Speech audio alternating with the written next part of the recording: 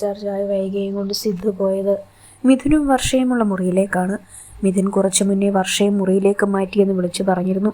അതുകൊണ്ട് വൈകിയും കൂട്ടി അവളെയും ഒന്ന് കാണാമെന്ന് കരുതി സിദ്ധു റൂം നമ്പർ 304 മുന്നിലെത്തിയതും സിദ്ധു ഡോർബെല്ലടിച്ച് കാത്തുനിന്നു. ഇവിടെ ആരാ സിദ്ധേട്ടാ? അതുവരെ ഒന്നും മിണ്ടാതെ അവൻ്റെ കൈയും പിടിച്ച് നടന്ന വൈക ആ മുറിക്ക് മുന്നിലെത്തിയതും അവനോട് സംശയത്തോട് ചോദിച്ചു. എൻ്റെ ഫ്രണ്ടാ മിഥുൻ, നമ്മുടെ ഓഫീസിലാണ് വർക്ക് ചെയ്യുന്നത്. ആളുടെ ഭാര്യയെ വയ്യാത്തത് കാരണം ഇവിടെ അഡ്മിറ്റ് ചെയ്തിട്ടുണ്ട്. രാവിലെ വന്നതാ, ഇപ്പോഴാണ് മുറിയിലേക്ക് ഷിഫ്റ്റ് ചെയ്യുന്നത്. ഇവിടം വരെ വന്നതല്ലേ, നാളെ കൂടെ കണ്ടിട്ട് പോവാം സിദ്ധു പറഞ്ഞതും അവളൊന്ന് മൂളി. അകത്തു നിന്നും കുറ്റി മാറ്റുന്ന ശബ്ദം കേട്ടതും വൈകിയുടെ ശ്രദ്ധ അവിടേക്കായി. സിദ്ധുവിനോളം പ്രായമുള്ള ഒരു യുവാവ്, കണ്ണിൽ നിർവികാരത്തിൽ നിറച്ചുകൊണ്ടുള്ള നോട്ടം, എങ്കിലും മുന്നിൽ നിൽക്കുന്നവരെ വെറുപ്പിക്കാത്ത തരത്തിലുള്ള പുഞ്ചിരി മുഖത്തുണ്ട്. മുന്നിൽ നിൽക്കുന്ന മിഥുൻ്റെ നോട്ടവും വൈകിയുടെ നേർക്കായതും അവൾ പൊടുന്നനെ നോട്ടം മാറ്റി. സിദ്ധു, അകത്തേക്ക് വാ. മിഥുൻ ക്ഷീണമുറ്റിയ സ്വരത്തോടെ അവനെ അകത്തേക്ക് ക്ഷണിച്ചു. സിദ്ധു വൈകിയും കൂട്ടി അകത്തേക്ക് കയറി. അകത്തേക്ക് കയറിയതേ വൈകിയുടെ നോട്ടം ബെഡിൽ ഓക്സിജൻ മാസ്കിന്റെ സഹായത്തോടെ ശ്വാസം വലിച്ചുകൊണ്ട് കിടക്കുന്ന ഒരു പെൺകുട്ടി. ഒരു 25 വയസ്സ് പ്രായം തോന്നിക്കും. നന്നേ മെലിഞ്ഞ ശരീരം, വെളുത്തതെങ്കിലും കരുവാളിച്ച മുഖം. അതായിരിക്കും മിഥുൻ്റെ ഭാര്യ എന്നവൾ ഊഹിച്ചു. വർഷ? സിദ്ധു അരികിൽ ചെന്ന് നിന്നുകൊണ്ട് വിളിച്ചതും കണ്ണുകൾ അടച്ചു കിടന്നിരുന്ന വർഷ പതിയെ മിഴികൾ തുറന്നു. കണ്ണുകൾ ചുരുങ്ങിയതിൽ നിന്നും അവൾ പുഞ്ചിരിക്കുകയാണെന്ന് വൈകിക്ക് തോന്നി. മിഥുൻ വേഗം അവർക്കരികിലേക്ക് വന്നുകൊണ്ട് വർഷയുടെ മുഖത്തെ ഓക്സിജൻ മാസ്ക് മാറ്റിയതും വരണ്ടൊരു പുഞ്ചിരി ആ ചുണ്ടിൽ വിരിഞ്ഞു. സിദ്ധുവേട്ടാ, വർഷ ചുണ്ടുകൾ അനക്കി പതിഞ്ഞ ശബ്ദത്തിൽ വിളിച്ചു. പിന്നീട് അവളുടെ നോട്ടം അവനോട് ചേർന്ന് അവൻ്റെ അരികിൽ നിൽക്കുന്ന വൈകിയിലേക്കായി. Does it feel better? Sidhu ചോദിച്ചു. അവൾ പതിയെ തലയനക്കി. ഇതെല്ലാം പറയുമ്പോഴും വൈകി ഒന്നും മിണ്ടാതെ നിൽക്കുകയായിരുന്നു. ശരിക്കും വർഷയുടെ അവസ്ഥ അവളിൽ സങ്കടം തീർത്തിരുന്നു. സന്തോഷമായി ഉന്മേഷത്തോടെ ഉത്സാഹത്തോടെ നടക്കേണ്ട ഒരു പെൺകുട്ടി ഇത്ര ചെറുപ്പത്തിലെ ഒരു രോഗിയായി. ഇത് വർഷ വീണ്ടും പതിയെ ചുണ്ടുകൾ അനക്കി. മിഥുന് വൈകിയാണതൊന്ന് മനസ്സിലായെങ്കിലും അവൾ പതിയെ തലയനക്കി. ഇതെല്ലാം പറയുമ്പോഴും വൈകി ഒന്നും മിണ്ടാതെ നിൽക്കുകയായിരുന്നു. ശരിക്കും വർഷയുടെ അവസ്ഥ അവളിൽ സങ്കടം തീർത്തിരുന്നു. സന്തോഷമായി ഉന്മേഷത്തോടെ ഉത്സാഹത്തോടെ നടക്കേണ്ട ഒരു പെൺകുട്ടി ഇത്ര ചെറുപ്പത്തിലെ ഒരു രോഗിയായി. ഇത് വർഷ വീണ്ടും പതിയെ ചുണ്ടുകൾ അനക്കി. മിഥുന് വൈകിയാണതൊന്ന് മനസ്സിലായെങ്കിലും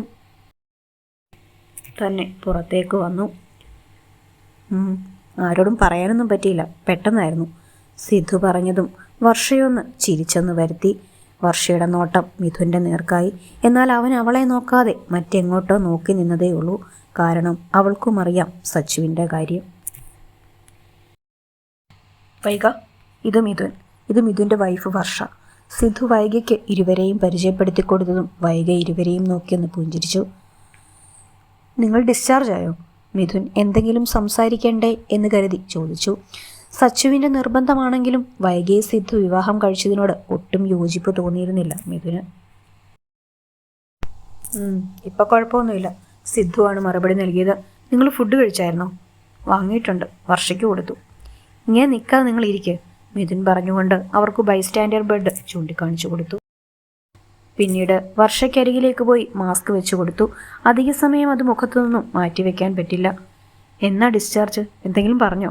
ബെഡിലേക്ക് ഇരുന്നു കൊണ്ട് സിദ്ധു ചോദിച്ചു. ഒന്നും പറഞ്ഞിട്ടില്ലടാ, കുറച്ച് ദിവസം ഇങ്ങനെ പോകട്ടെ എന്നാണ് പറഞ്ഞത്. അത് കഴിഞ്ഞ് ഒരു ഫുൾ ബോഡി ചെക്കപ്പിന് ശേഷം ഡിസ്ചാർജ് ചെയ്യാമെന്നാണ് പറഞ്ഞത്. ഈ കണ്ടീഷനിൽ ഒരു ഡിസ്ചാർജ് പറ്റില്ലെന്നാണ് പറഞ്ഞത്. മിഥുൻ്റെ വാക്കുകളിൽ സങ്കടം നെല്ലിച്ചിരുന്നു. വൈകി പതിയെ എഴുന്നേറ്റ് വർഷയ്ക്കരികിലേക്ക് നടന്നു. അവളുടെ മനസ്സിൽ എന്തെന്നില്ലാത്ത സങ്കടം. തന്നെപ്പോലൊരു പെൺകുട്ടി ഇത്രയും ചെറിയ പ്രായത്തിൽ അനുഭവിക്കുന്നതെന്ന് ഓർക്കുമ്പോൾ അവൾക്കുള്ളിൽ നോവ് നിറഞ്ഞു.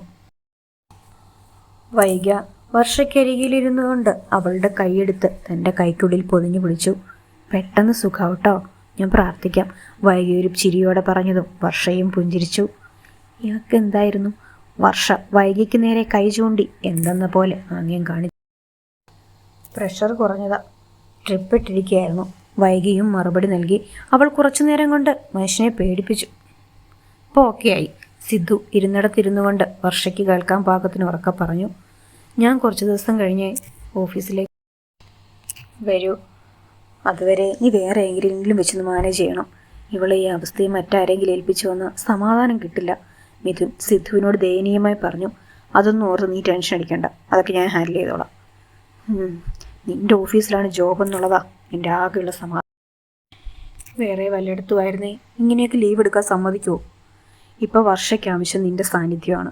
നിന്റെ കെയർ പോലെ അവൾക്ക് മറ്റാരിൽ നിന്നും ലഭിക്കില്ല. മാക്സിമം അവളോടൊപ്പം ഇരുന്ന് അവളെ ഹാപ്പിയാക്കാൻ നോക്ക്. സിദ്ധവും മിഥുനും സംസാരിക്കുമ്പോൾ വൈകിയും വർഷയും അവിടെ സംസാരിച്ച് ഒരു പുതിയ സൗഹൃദം സൃഷ്ടിക്കാൻ തുടങ്ങിയിരുന്നു. വർഷയുടെ മുഖത്തു നിന്നും വൈകി മാസ്ക് മാറ്റി കൊടുത്തിരുന്നു. ഇരുവർക്കുള്ളിലും പുതിയ സൗഹൃദം ഉടലെടുക്കാൻ അധിക സമയമൊന്നും വേണ്ടി വന്നില്ല. അതൊരു പാവം കൊച്ചാണല്ലോടാ. വൈകിയും വർഷയും സംസാരിക്കുന്നത് ശ്രദ്ധിച്ചുകൊണ്ട് മിഥുൻ പറഞ്ഞു. പാവം തന്നെയാ.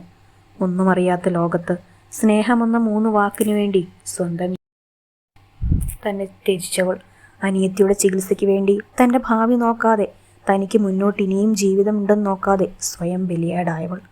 സിദ്ധു വൈകിയെ തന്നെ നോക്കിക്കൊണ്ട് പറഞ്ഞു. ആ നിമിഷം അവനുള്ളിൽ അവളോട് അളവില്ലാത്ത സ്നേഹം നുരഞ്ഞു പൊന്തി. എടാ, നീ പറയും പോലെ ഒരു കുഞ്ഞിന് ജന്മം നൽകിയ നിനക്കവളെ കഴിയുമോ? സച്ചുവാണ് അമ്മ എന്ന് അതിനെ ചൊല്ലി പഠിപ്പിച്ച് വളർത്താൻ നിനക്ക് കഴിയുമോ? ഇതൊന്നും വേണ്ട. അതിൻ്റെ അവകാശമായ അവളിലെ മാതൃത്വത്തിൻ്റെ മധുരം ആ പിഞ്ചു കുഞ്ഞിന് നിഷേധിക്കാൻ കഴിയുമോ?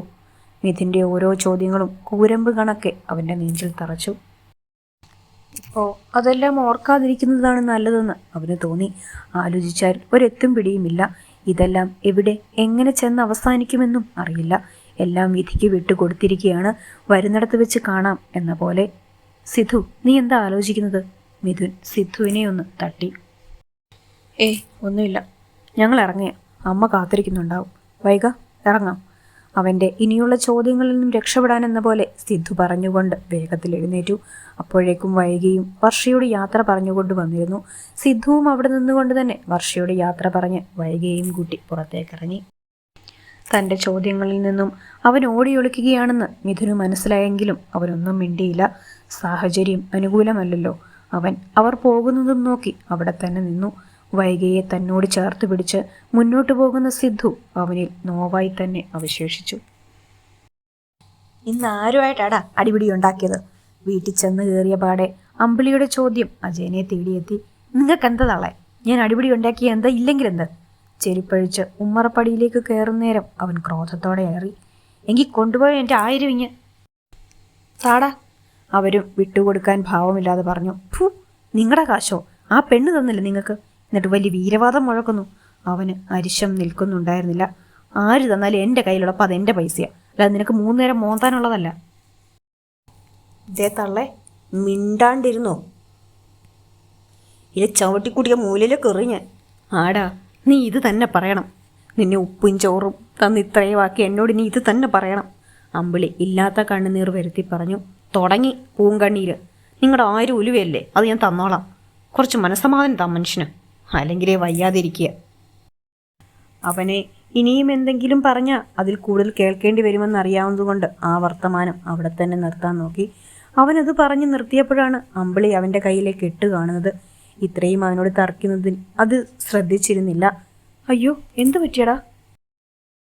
അവൻ്റെ കൈ തിരിച്ചും മറിച്ചും നോക്കിക്കൊണ്ട് അവർ വലിയ വായിൽ ചോദിച്ചതും അവൻ വേഗം അവരുടെ കൈ തട്ടി മാറ്റി. എത്രയൊക്കെ മക്കൾ തെമ്മാടിയാണെങ്കിലും അവർക്ക് എന്തെങ്കിലും അപകടം പറ്റിയാൽ പെറ്റതള്ളയ്ക്ക് സഹിക്കാൻ കഴിയുമോ? അതൊന്നുമില്ല, വീണതാ. അവൻ നീരസത്തോടെ മറുപടി കൊടുത്തു. ഒന്ന് വീണതിനാണോടാ ഇത്രയും വലിയ കെട്ട്? അവർക്കുള്ളിൽ നിമിഷനേരം കൊണ്ട് വേവലാതി നിറഞ്ഞു. നിങ്ങളൊന്ന് മാറി നിന്നേ. അവൻ അവരെ തള്ളി മാറ്റിക്കൊണ്ട് അകത്തേക്ക് കയറി. അവൻ പോകുന്നതും നോക്കി അവർ അവിടെ തന്നെ നിന്നു. പിന്നെ ഹോസ്പിറ്റലിൽ പോയപ്പോൾ അവിടെ നിങ്ങളുടെ വളർത്തുപുത്രി ഉണ്ടായിരുന്നു, അവൻ ഷർട്ട് അഴിച്ചു മാറ്റുന്നതിനിടയിൽ പറഞ്ഞു. ആര്? വിച്ചേച്ചിയോ? വീൽ ചെയറിൽ അവൻ്റെ സംസാരം കേട്ടുകൊണ്ട് വന്ന തനു അങ്ങോട്ട് വന്നതും സന്തോഷത്തോടെ ചോദിച്ചു. അവിടെ ഒരു വിച്ചേച്ചി? നീ പറയടാ. വൈക, അവളെന്താ ഹോസ്പിറ്റലിൽ? അമ്പിളിക്കും അവളെക്കുറിച്ച് അറിയണമെന്നുണ്ടായിരുന്നു. അതൊന്നും എനിക്കറിയില്ല. ബോധമില്ലാതെയാണ് കൊണ്ടുവന്നത്. ഞാനൊന്ന് കയറി കണ്ടു. അവളുടെ ഒരു അഹങ്കാരം, വൈകിയുള്ള ദേഷ്യം മുഴുവൻ അവൻ്റെ വാക്കുകളിൽ ഉണ്ടായിരുന്നു. ബോധമില്ലാതെയോ? വിച്ചേച്ചിക്ക് എന്തു പറ്റി? തനു വെപ്രളത്തോടെ ചോദിച്ചു. നീ പോയി അന്വേഷിച്ചു നോക്ക്. അല്ല പിന്നെ, എനിക്കറിയില്ലെന്ന് ഞാൻ പറഞ്ഞില്ലേ? ചോദിക്കാൻ ചെന്നപ്പോഴാണ് അവിടെ ഒടുക്കത്തെ അഹങ്കാരം. അവൻ തനുവിന് നേരെ തട്ടിക്കയറി. നീ എന്തൊക്കെയാ അജയ പറയുന്നത്? വൈകിക്ക് എന്ത് പറ്റിയതാ? സിദ്ധാർത്ഥ സാറല്ലേ ഒപ്പം? അവരിലും വെപ്രാളം നിറഞ്ഞു. അവനും ഉണ്ട്. എന്ത് പറ്റിയതാണെന്ന് എനിക്കറിയില്ല. ട്രിപ്പ് ഇട്ട് കിടത്തിയിരിക്കുന്നത് കണ്ടിരുന്നു. നമ്മളോടൊന്നും അനുവാദം പോലും ചോദിക്കാതെ അവനെ കെട്ടിയതല്ലേ. അവരൊക്കെ വലിയ വീട്ടുകളിലെ ആളുകളാണ്. ഒന്നുമില്ലാത്തടത്തുനിന്നും കയറി ചെന്നാൽ അവർക്ക് വേലക്കാരുടെ സ്ഥാനമേ കാണൂ. ഓ, ഇവിടെ പിന്നെ രാജകുമാരിയായിരുന്നല്ലോ വിച്ചേച്ചി. നിങ്ങൾ അമ്മയും മോനും വേലക്കാരിയെ തന്നെയല്ലേ വിച്ചേച്ചിയെ കണ്ടിരുന്നത്? എന്തായാലും ഇവിടെ അത്രയൊന്നും ബുദ്ധിമുട്ടും അവിടെ ഉണ്ടായിരിക്കില്ല. സിദ്ധാർത്ഥേട്ടൻ നല്ലൊരാളാണ്. തനു അവൻ്റെ സംസാരം ഇഷ്ടപ്പെടാത്തതുപോലെ പറഞ്ഞു. എടി, നീ പറഞ്ഞു പറഞ്ഞ് എങ്ങോട്ടേ പോകുന്നത്? ഈ സിദ്ധാർത്ഥനുമായിട്ടുള്ള കല്യാണത്തിന് അവൾ ഒരുങ്ങിയതിന് നിനക്ക് വേണ്ടിയല്ലേ? നിന്റെ ചികിത്സയ്ക്ക് വേണ്ടിയല്ലേ? അപ്പോൾ നിനക്ക് പറയാനില്ലേ എന്നെ ചികിത്സിക്കേണ്ട ചേച്ചി ഇതിന് സമ്മതിക്കേണ്ടതെന്ന്? നീ പറഞ്ഞോ? ഇല്ലല്ലോ. നീ നിന്റെ ആവശ്യം മാത്രമല്ലേ നോക്കിയത്. അപ്പം ഞങ്ങളും നീയും തമ്മിൽ ഒരു മാറ്റവും ഇല്ല. അജയൻ വീറോടെ പറഞ്ഞു നിർത്തി. നീ പോയി കുളിച്ചേ അജയ. ഇനിയും നിന്ന തർക്കം കൂടുമെന്നറിയാവുന്നതുകൊണ്ട് അമ്പിളി അവനെ അവിടെ നിന്നും പറഞ്ഞു വിട്ടു.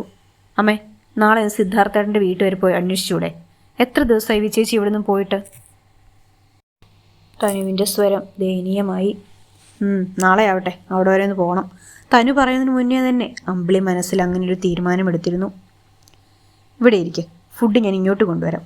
വൈകിയെ പിടിച്ച് ബെഡിലേക്ക് ഇരുത്തിക്കൊണ്ട് സിദ്ധു പറഞ്ഞു. എനിക്കിപ്പോൾ കുഴപ്പമൊന്നുമില്ല സിദ്ധേട്ടാ, ഞാൻ താഴെ വന്ന് കഴിച്ചോളാം. കുഴപ്പമുണ്ടോ ഇല്ലയെന്ന് നമുക്ക് പിന്നെ തീരുമാനിക്കാം. ഇപ്പം തൽക്കാലം ഞാൻ പറയുന്നതനുസരിച്ചാൽ മതി. സിദ്ധു പറഞ്ഞതും അവളുടെ മുഖത്ത് ചിരി വിരിഞ്ഞു. ഫുഡ് കഴിക്കുന്നതിന് മുമ്പേ നമുക്ക് ഈ വസ്ത്രമൊക്കെ മാറാം.